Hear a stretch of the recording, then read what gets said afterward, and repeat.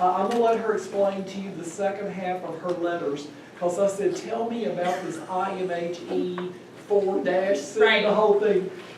Because I think that what she does is important for you to know in regards to referrals and just to broaden out who all's out there, what are they doing, and how can I work with that person. So I'm going to let her do this, and then she will take us through autism spectrum disorders, one of her passions, Yes. and we'll look live. Okay. All right. So thank you for Thank coming. you. Thank you for having me.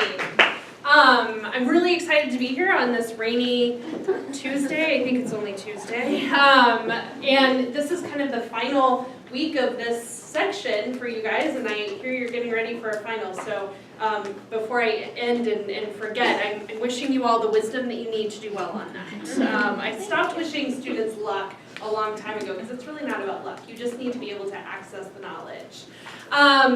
I'm really excited to be here because I love talking to students about what I do, and especially students in the medical field, because I work in mental health, and a lot of times our kiddos, especially our small kiddos, don't come to me first. They're coming to you all for well baby and well child visits. They're coming to you for immunizations and being sick. So you all are often seeing my clients first and on a longer term basis than I will, and have an opportunity to really kind of get them hooked into early intervention and to correct some trajectories that could be detrimental in the future. I am a licensed clinical social worker. I got my master's degree from OU. Please don't judge me as I'm getting my PhD from OSU. Really, I'm an equal opportunist. Who's ever going to pay me to go to school, that's who I'm loyal to. Just get that out of the way. But while I was in grad school, I got the opportunity to work as an ABA clinician, practitioner, something, before it really became formalized, with families down in Norman. And ABA we're going to talk about today is applied behavioral analysis. It's one of the evidence-based treatments for kids on the spectrum. So I'm excited to share those stories with you. After I got out of school, I worked in community mental health, where I worked in a child and adolescent clinic. And in that clinic, I was seeing mainly kids who were 0 to 18 years of age. I will tell you, in doing therapy, I was really struggling with my adolescents, that kind of 13, 14 and up, because I just felt like so many of their patterns were so habitual, they were so ingrained. It was really hard to create change. And I started to ask some questions about, what if I had seen this kiddo when he was younger? What if I had seen this kiddo when he was 8 or 9, or even better when he was 5 or 6, or even better when he was 1 or 2. Would that have made a difference? Could that have changed this particular child's trajectory? It turns out I was right. Well, I and a whole lot of other people who were a lot smarter than I was. But I was fortunate to get hooked up with them. And so I started reading and studying about infant and early childhood mental health. Now, a lot of you, when I say that, are picturing a psychiatrist with a goatee and glasses on a couch with a baby saying, "How do you feel?" I promise you that's not what this is. It's really about identifying relational disorders early and correcting that trajectory. So the definition of infant mental health, I know we're going a little off track, but just to kind of wet your whistle on some of this, is to help infants and toddlers build close and secure relationships, to help them to experience, regulate emotions in a healthy way, and then to be able to go out into the world and explore. And all of that happens within the context of community, within the context of family, and within the context of culture. So those are the letters behind my name. I am an infant mental health endorsed mentor. So I saw a bunch of clients who had children under the age of 3 and did evidence-based treatments with them. I also studied under a reflective consultant to help me better understand family systems. I put all of that information into a portfolio. I took a test and got those 4 letters. And some numbers and things like that after my name. So now I do workforce development in the field of infant and early childhood mental health. So I travel around the state supporting therapists who are seeing children under the age of 3, well, generally under the age of 5. And then I'm also working on my PhD, as I mentioned, in kind of studying relationships. Right now we're running the Oklahoma Baby Study, so we're bringing in moms and babies and videotaping their interaction, videotaping mom talking about the baby, having mom complete measures like the Adverse Childhood Experiences Scale, to kind of identify how their interactions were influenced by their own parenting experiences. So that's kind of where I come from. But again, I kind of cut my teeth on working with kids with autism. And so our objectives today is to really understand the prevalence of autism, to kind of know what those signs and symptoms are, to increase our understanding of the treatment options that are available to this population, and then identify resources that you can refer out to in our state. I love for my presentations to be interactive, so as you guys have questions or comments, I just feel like that makes for a richer learning experience, so I really hope that you will have the courage to share that and for us to have some dialogue around that. So this is one of the many faces of autism. His name is Bo. I started working with him when he was probably 3. He will turn 20 this year, so I've been a part of his life for a very long time. And in fact, it's not so much a professional relationship anymore. They're kind of my family by choice, if you will. But when Bo was born, he had some difficulties, some challenges around birth. Around 18 months to 2 years, they noticed that he wasn't doing things that his cousins were doing. Like his eye contact was kind of off, his interest in activities was different. And so they took him to a specialist, and he was diagnosed on the autism spectrum. His story is a little bit different than some of the other kids that I work with because his family has a lot of resources and a lot of not only kind of emotional or physical resources, but the emotional resources to deal with it. So they kind of got on it, got him into programming. I provided ABA. I did some social skills things with him, with peers. We went out shopping to do all of those things that when typically we just kind of learn from doing and being in our environment. With kids with autism, it's a little different. It has to be more intentional, more exposure to things, more practice. And so this is Bo. This is why working with kids with autism and sharing my experiences about autism are so important. I imagine that many of you here today are affected by autism in one way or another. You might have family that's on the spectrum. You might have friends who have children that are on the spectrum. You yourself might be the parent of somebody who is on the spectrum. It's really prevalent these days. When I first kind of got started working directly with this population, the number I would always hear is 1 in every 1,000. And even that seemed like a lot, right? Today, they're quoting the numbers as 1 in every 68. 1 in every 68. That is a lot of people diagnosed on the spectrum. And they're all over. And the increase in diagnosis is for lots of different reasons. Who here has either read about or heard about the vaccination kind of scandal? Yes? That was, parents grabbed onto that because it was finally an answer of why their child ended up like this. Probably, hopefully, many of you read that was not true, that doctor was presenting false information. That study has never, ever been replicated.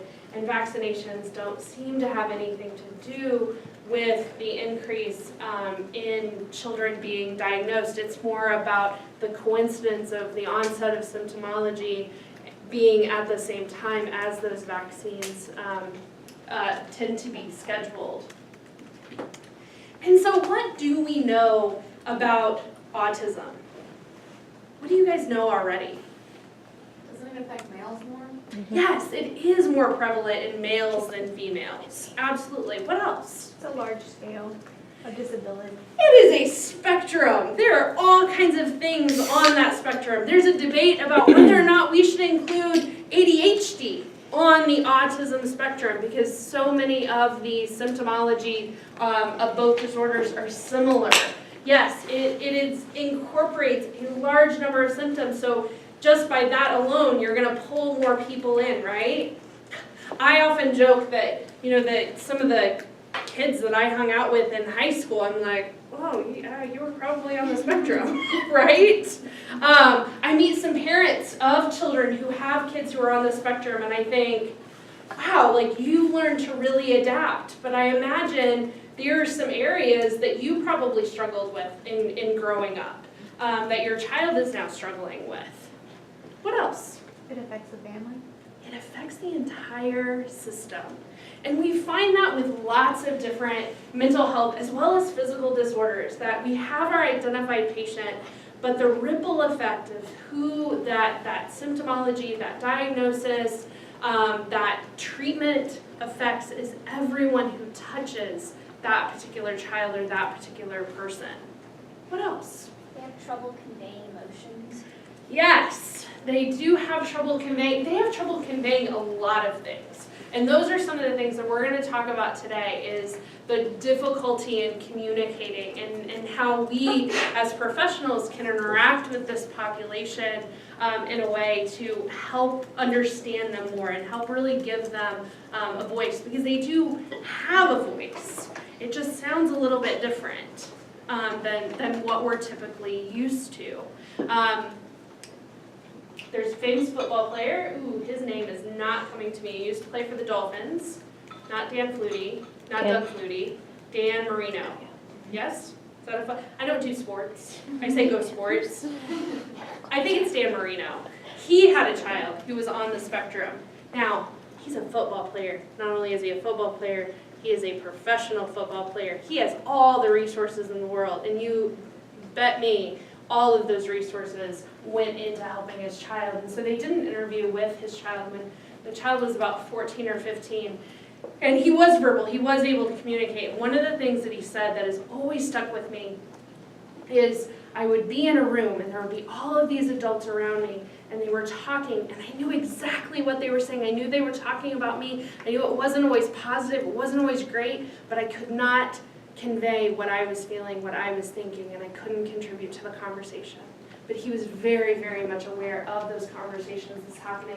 So that's something that we really need to be aware of, that although they're not communicating with us, they're still listening. They're still a part of that conversation. What else? Some are savions. Yes, there is kind of this kind of overarching, some are savant-like, right? They have special kind of skills, they're more advanced, the brain has learned to adapt in certain ways to help them be functional. This is not always true. For Bo, he is really gifted at music. He always loved music. We always had music in the house, in the car. He had very kind of fine-tuned opinions of what was good and what he did not particularly care for. And eventually, the video game Rock Band came out. Wow. Like, that really kind of opened our eyes. Wow, this could be something that he does well. And his parents got him into drum lessons, and I mean, it took off. It was amazing. At one point, I was visiting him, and I was in the kitchen kind of talking on the phone and doing some other things, and I can hear him playing. And it's that song by Darius Rucker, Wagon Wheel. I don't know if anybody's familiar. And all of a sudden, like, Bo was standing beside me, but I can still hear music playing, and I'm like, hey buddy, what are you doing? And he was like, come see, come see. And I went out to his, what I call his man cave, with all of his musical instruments, and he had looped the piano part, looped a little guitar strum, and was playing the drum portion of that all at once. So like it sounded like the song, and he had just kind of looped it all together. And I wonder what he sees. My other favorite story of Bo is he was in class one day, and of course he has a pencil because that's what students use generally to take notes. His aide is like, oh, you have to stop, like that's distracting. Kept doing it. And she was like, seriously, like we're gonna get in trouble, like you need to stop. And he was like, then you have to take this away. Because I just have this image, like he constantly is hearing music and acting upon that. So there is this kind of mythology around, what gifts do they have and how do we kind of give them a pathway to show us those gifts or to use those gifts. Anything else? Weighted vests kind of help keep them calm. Yeah, there's a sensory part of having this disorder. And we'll talk about that a little bit more when we get into the symptomologies. They process sensations very differently than you and I do.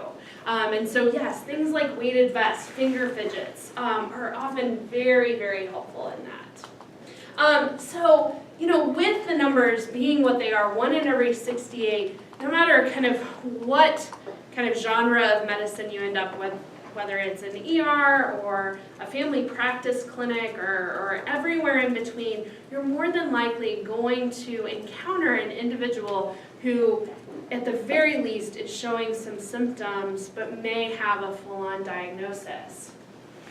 It's a little hard to see. I believe that the PowerPoint was put on the interwebs, if you will. And so hopefully you have access to it. This is from the latest DSM regarding the criteria for autism.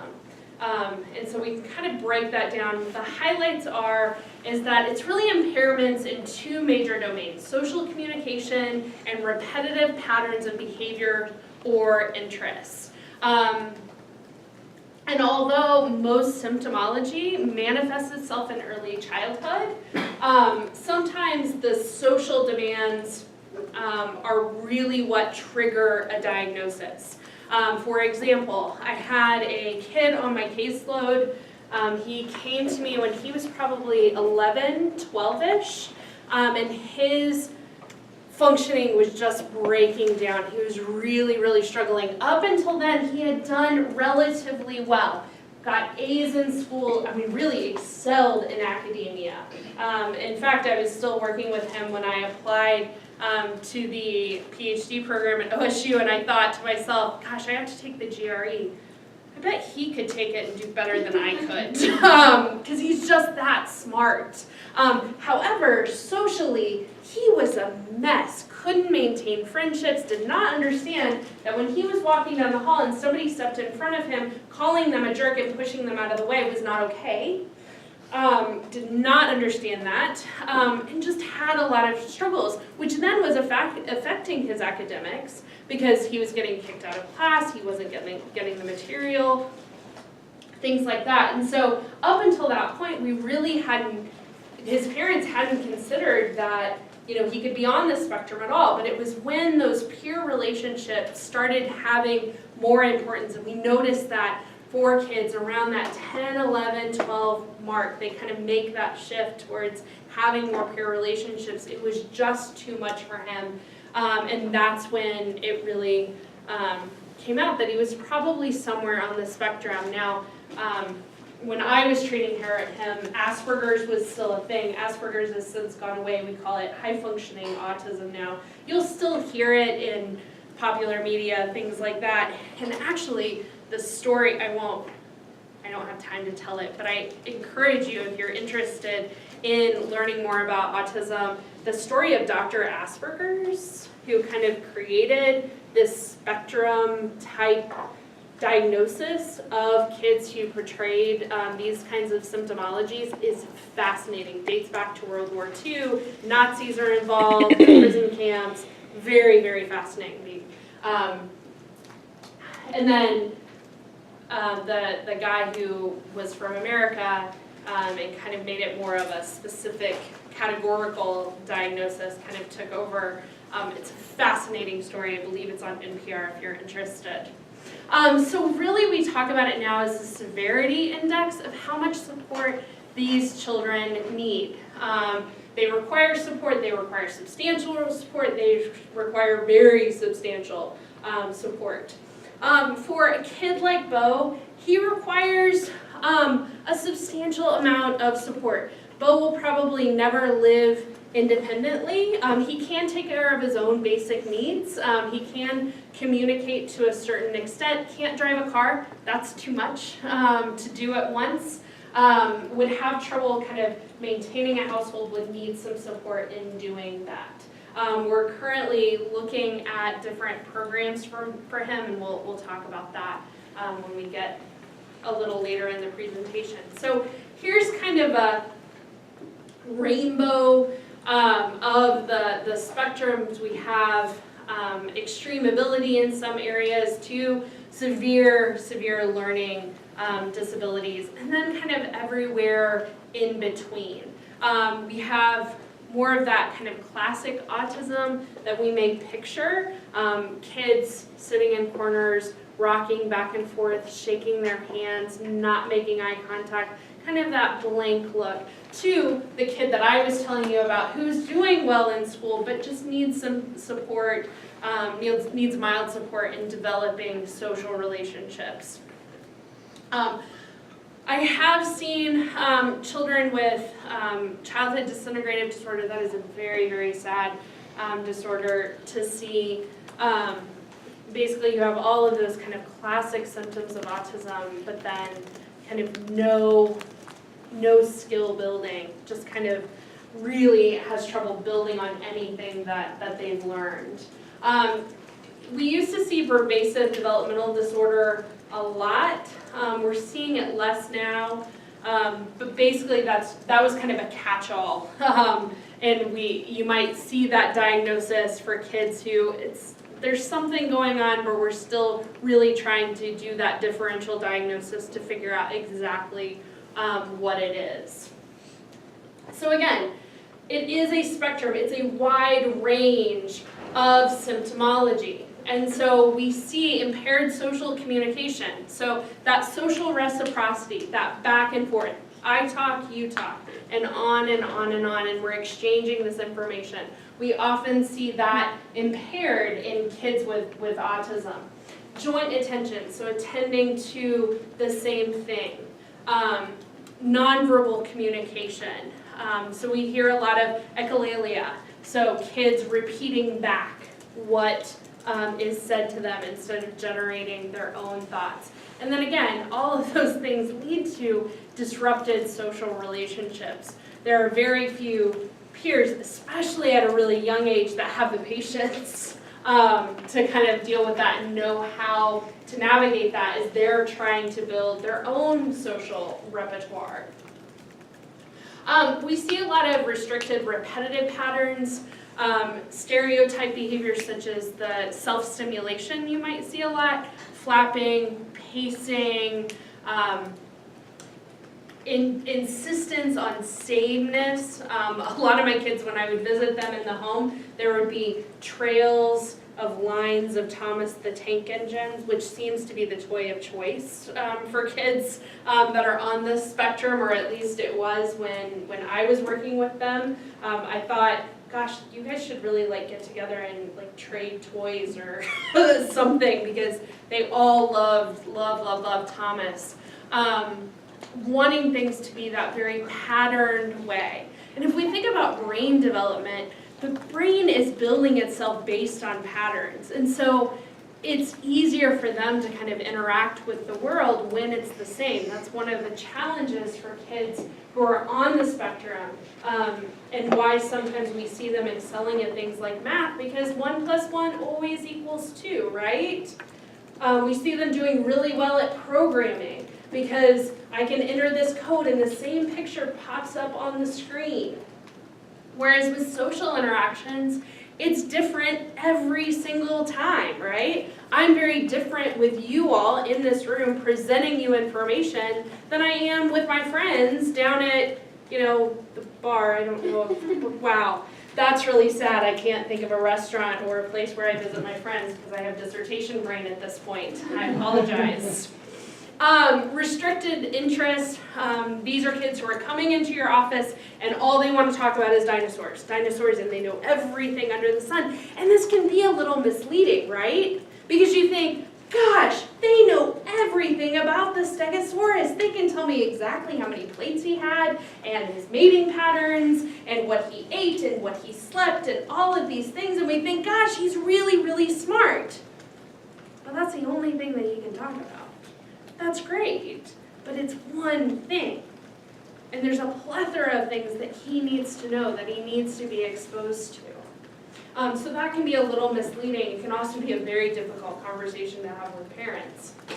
We mentioned before that sensory perception. One of the articles that I read early on was a study, and they had kids on the spectrum draw a self-portrait. And so many of their portraits looked the same. They looked like this.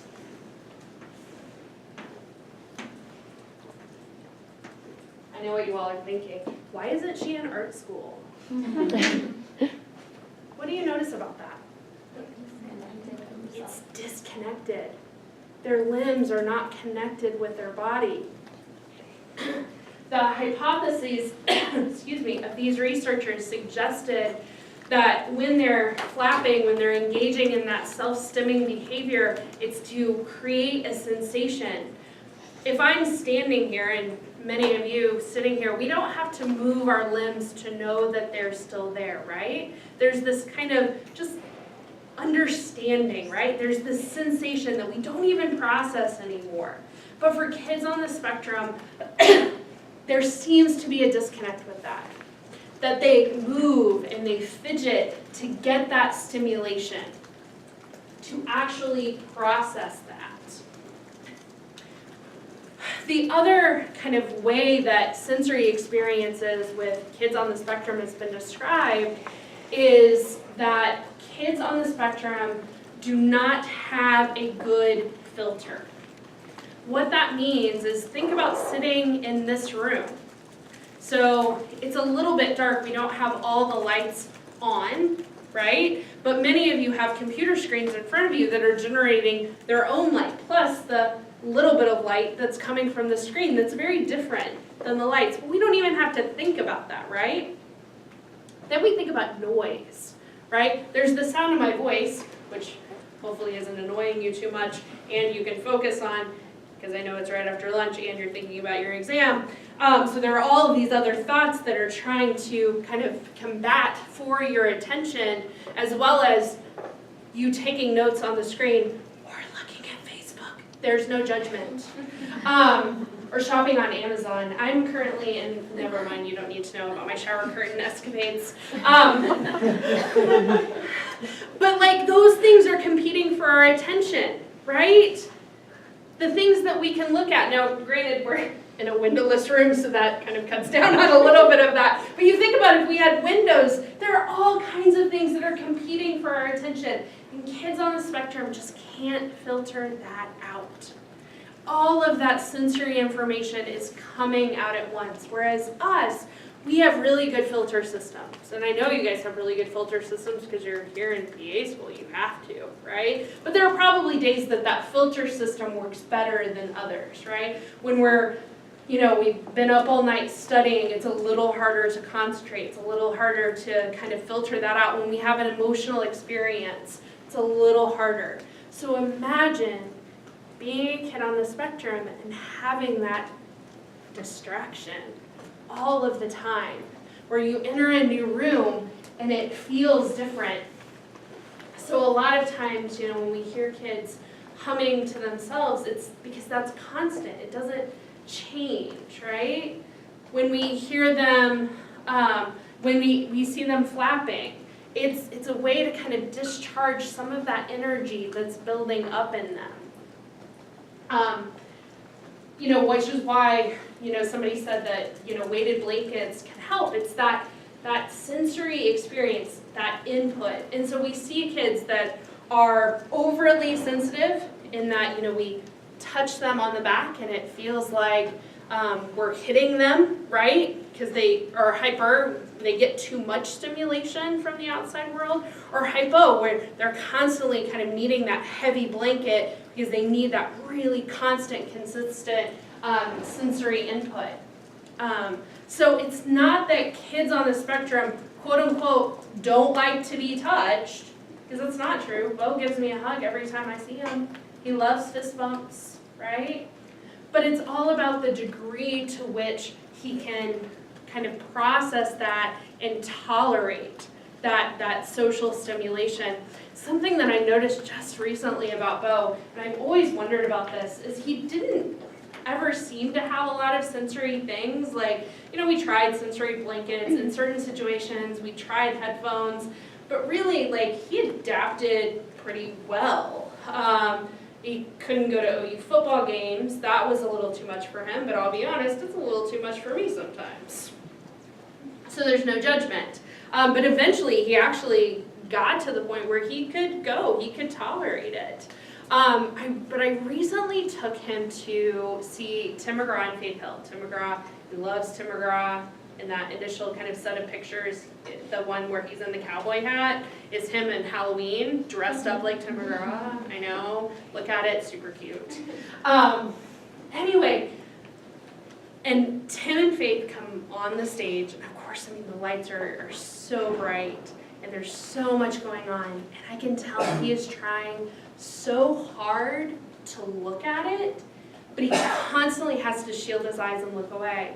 So I really think that his kind of processing as far as sensory has something to do with his eyes and how they process light coming out. Because he has never been able to tolerate driving into the sun, always has to have his sunshade down, wear sunglasses, something like that. And it wasn't something that I put together until we were at that concert, and I could tell he was mesmerized. He was singing along, and he was staying in his seat, and it wasn't an attention thing, it wasn't that he was overstimulated, but there was something about the way his brain was processing those lights that was really challenging for him.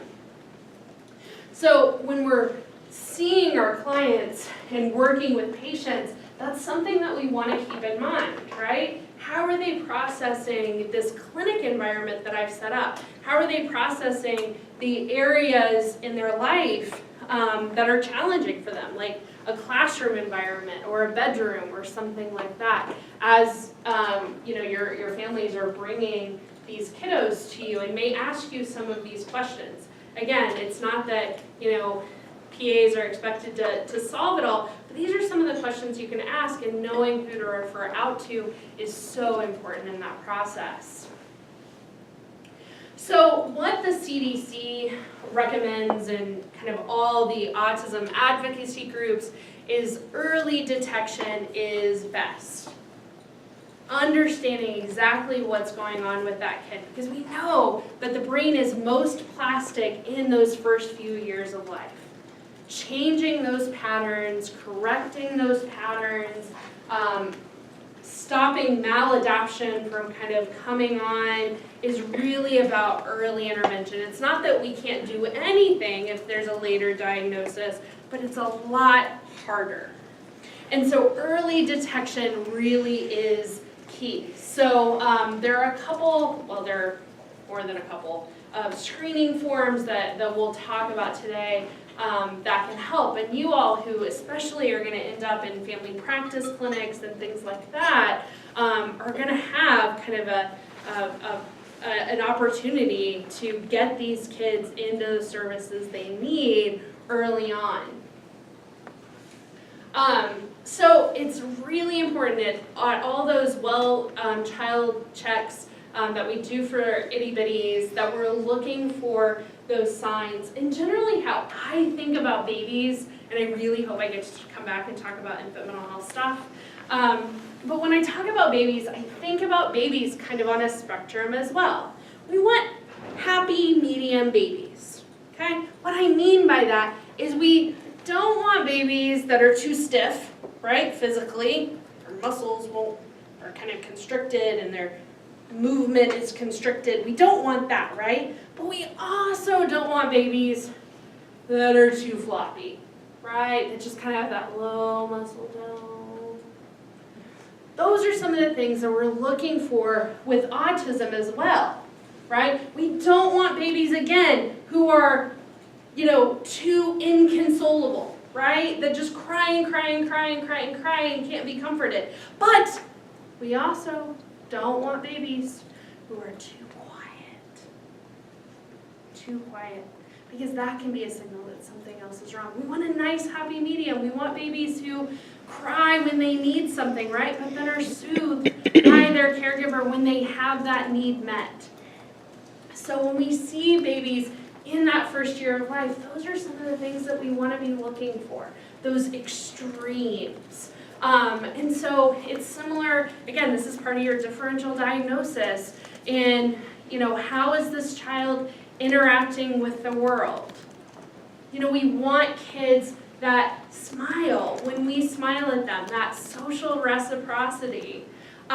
We want kids who, kind of have some joy, have the capacity for joyful expression. Because we know that kids figure out real soon what your office is for, and there's that shot thing, and they don't really like that, and so you become their least favorite person real quick, right? So taking all that into consideration, we also look at eye contact. What are they focused on, right? Are they kind of looking off into nothingness? There's this blankness about kids who are on the spectrum. Just kind of an absence behind their eyes. It's kind of like, ooh, what's going on there? Do they readily make eye contact? By 12 months, if they're not responding to their own name, that's concerning. Another telltale sign is pointing. Kids who are young want adults to look at stuff, and how they get them to do that is they point at stuff across the room, right? Now we know that that is a sign of autism, but I'm going to put kind of a wrench in that, because that can also be a sign of relationship disruption, right? Because how kids learn to point at stuff is because mom looks and reinforces it, right? So if mom is maybe depressed, or mom doesn't have the capacity to interact with her infant in a healthy way, if she doesn't look, it doesn't reinforce that behavior. So again, these are some questions that we're asking ourselves. And you guys, as physician assistants, aren't expected to know exactly what it is, but are expected to know who to refer out to do that differential diagnosis. And keeping in mind that relationships do matter, but there also can be organic things at play that can make a difference as well. When we see no babbling, also parents often report that the child was developing fine till about 12 to 18 months of age, and then completely regressed. They lost all of those skills, which is why initially there was that kind of scuttle around vaccinations, right? They came in for their vaccination, a couple days later they had lost all of those skills. It's been found as just kind of purely coincidental. That is what happened to one of the first kids that I worked with. He was around 12 to 13 months of age. He was developing fine. He was a smiley, happy, go-lucky baby who had good muscle tone and was out exploring the world, and basically woke up overnight and had stopped all babbling, had stopped pointing, had stopped eye contact, had stopped all of those things, and was just kind of this shell of what he used to be. Again, that particular child grew up in a family that had resources. It was before ABA was really kind of popular, and they hired all of these people to come into their home to kind of do early intervention. So they actually started with him when he was 18 months of age. And I'll tell you a little bit about his treatment trajectory when we get to that section of the presentation. 16 months, When we see no spoken words plus all of those other kinds of symptomology, by 24 months, no meaningful two-word phrases. So maybe they're able to do a little bit of labeling, but upon further investigation, you ask parents, are they talking? Well, yes, they talk. Okay, tell me what that is. They can name the dog, they can name the cat, they can name brother, whatever, but it's not meaningful two-word phrases. They're not requesting things. They're not telling the parent about things. And that's why those screening forms are so helpful, because it kind of gets into that nuances. It's not just about talking, it's about meaningful communication. Again, we're looking for those losses at any age. Autism can be a really sometimes easy thing to diagnose because you just kind of get this feel. The more kids that you see, you just get a sensation from them. It's like, ooh, something's going on. Other times it's much harder. It's also harder because kids on the spectrum don't look abnormal. They don't look atypical sometimes. I recently introduced a friend of mine to Bo, and my friend leaned over to me and said, "He looks so normal." And I'm like, "He is normal, what are you talking about?" Right? He was like, "But no, you said he had autism," and I guess what he had in his mind is kind of this kid like kind of flapping or doing something in the corner. He was like, "But he's a really good looking kid." And I was like, "Yeah, looks can really be deceptive because he really does struggle." I will never forget being in the grocery store with Bo and doing some of those social interactions. And Bo has always been tall for his age, I swear. When he was 5, he looked 8, but he's really functioning at about a 3-year-old level. That's really hard for people to grasp because when they see him, they see an 8-year-old and he's behaving like a 3-year-old.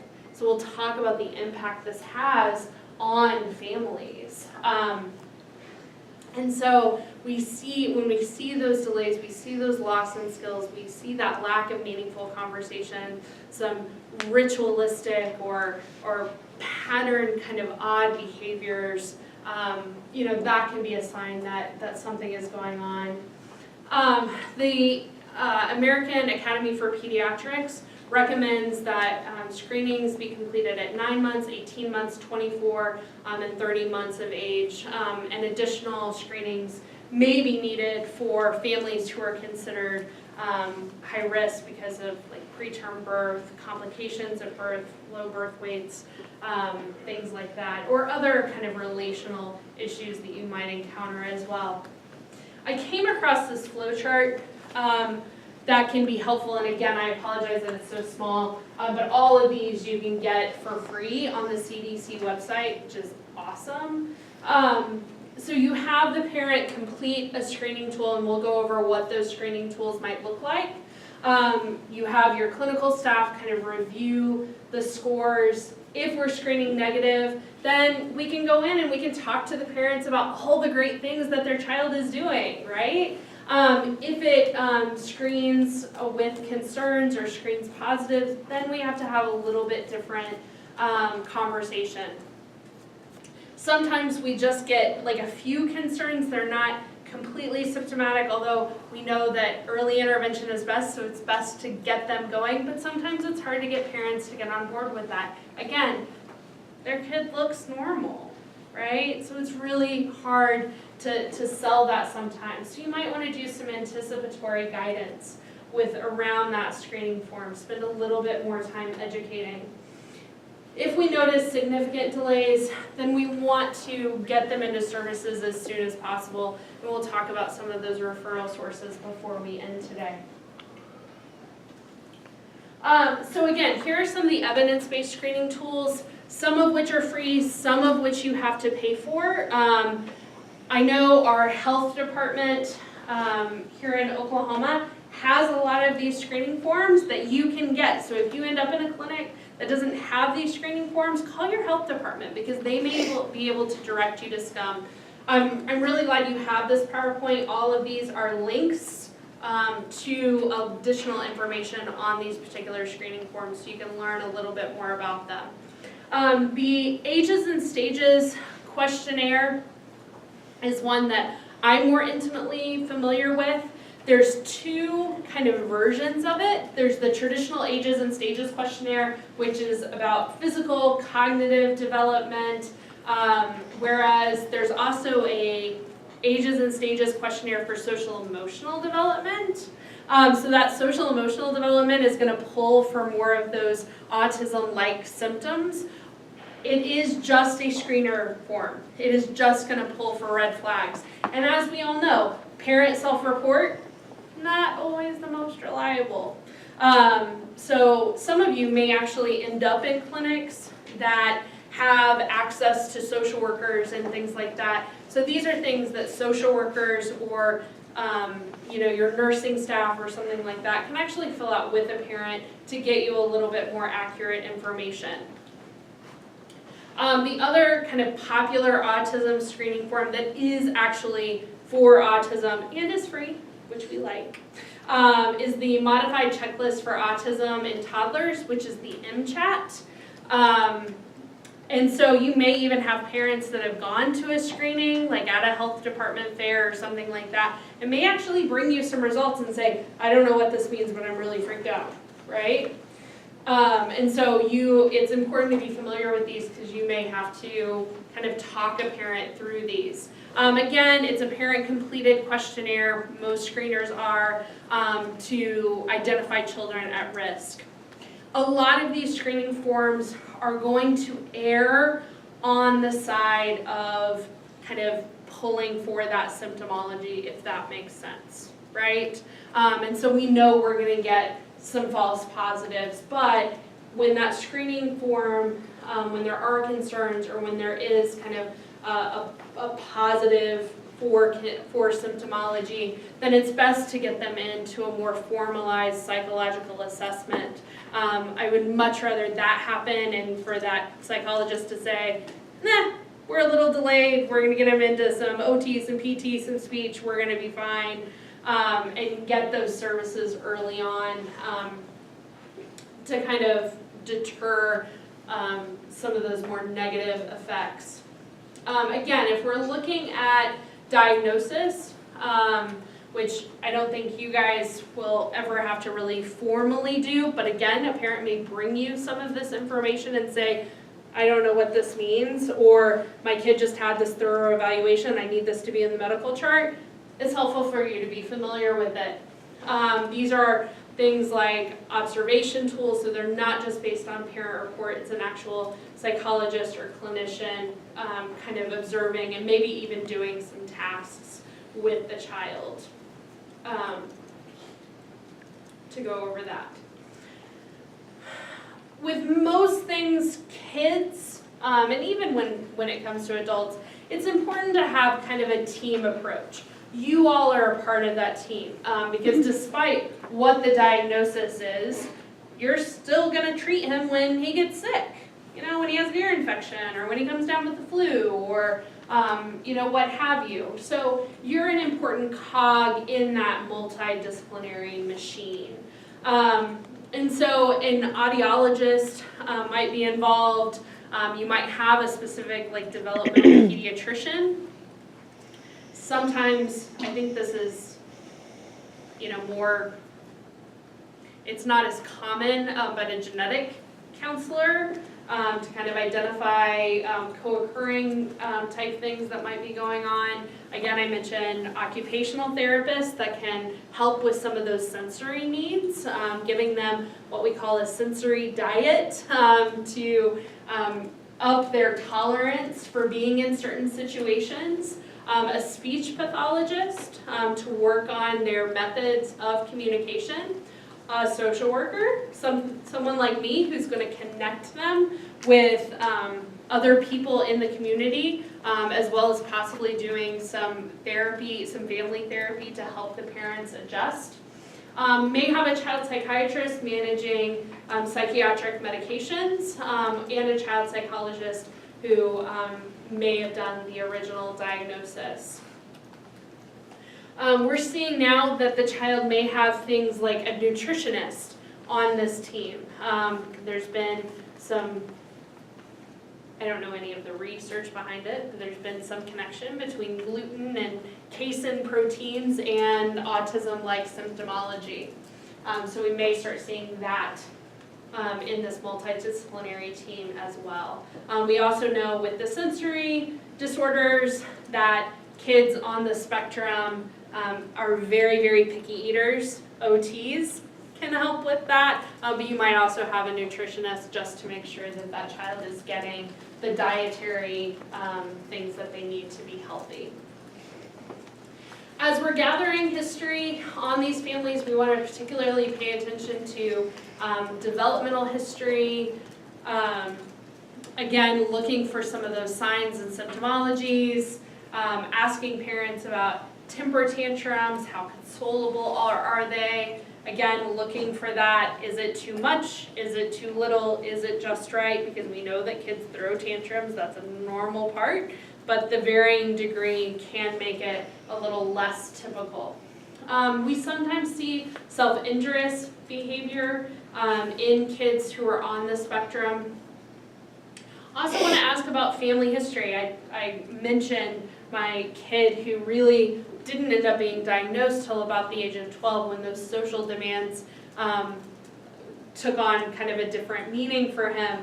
And looking at his parents, I'm like, yeah, you all are very, very successful people and you have adapted really, really well.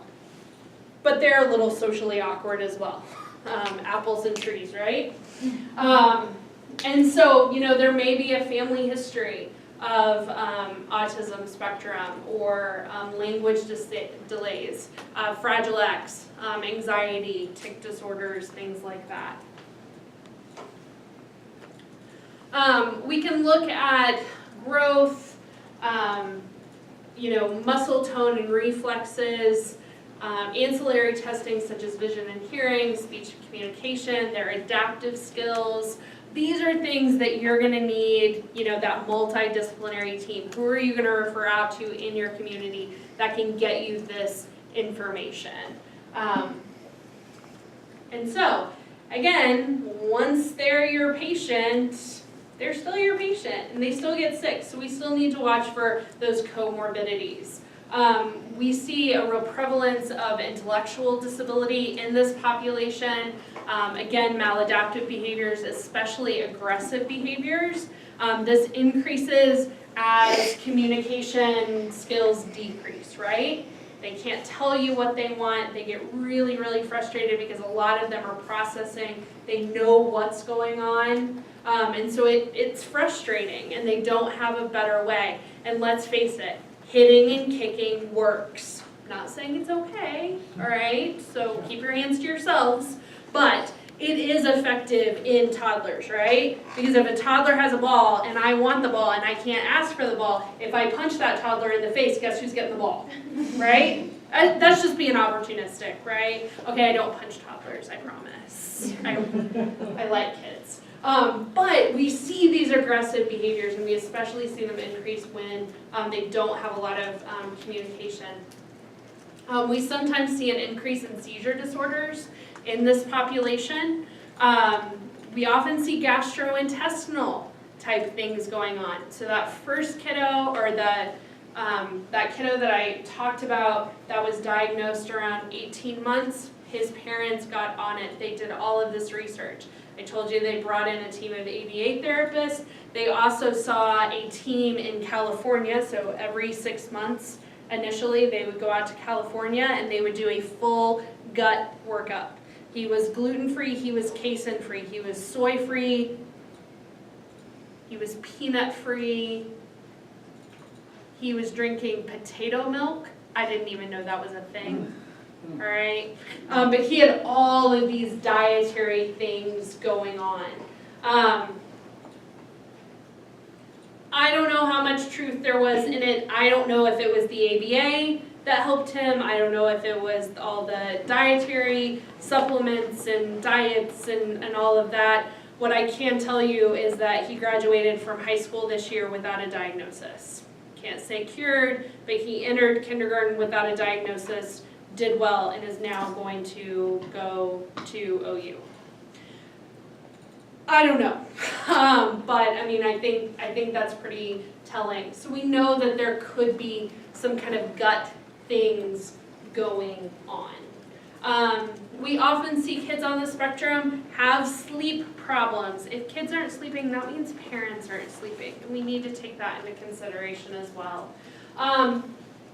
As these kids get older, we want to look for signs of depression, signs of anxiety, obsessive compulsive type disorders because of those repetitive nature.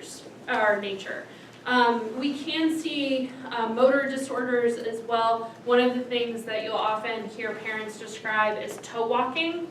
So they only walk on their toes, they don't put their heels down. This can be a sign of lots of things, but we also need to put it in our heads that it could be a sign of autism spectrum. We also see kids who sit in a V, and so it's like this. We see them often sit, which is really uncomfortable if you ever do it. So you kind of have your feet back behind you, and your legs kind of form a W.